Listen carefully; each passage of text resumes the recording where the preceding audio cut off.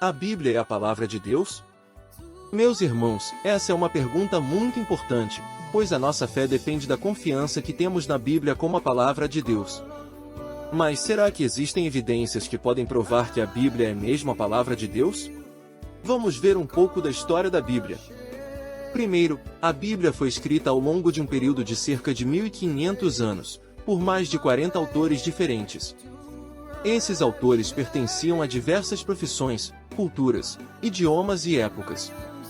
Esses autores escreveram em vários lugares do mundo antigo, como o Egito, a Mesopotâmia, a Palestina, a Síria, a Ásia Menor, a Grécia e Roma.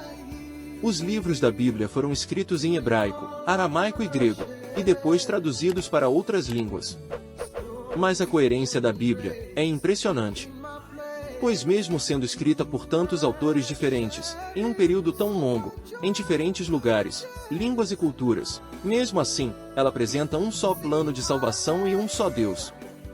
Segundo, o cumprimento das profecias bíblicas, que mostram que Deus conhece o futuro e revela aos seus servos o que vai acontecer, como a queda do Império Romano, a vinda do Messias, a destruição de Jerusalém, entre outras. Terceiro, a autoridade e a veracidade de Jesus Cristo, que afirmou ser o Filho de Deus, que confirmou a inspiração divina das Escrituras, que realizou milagres e que ressuscitou dos mortos, provando ser quem dizia ser.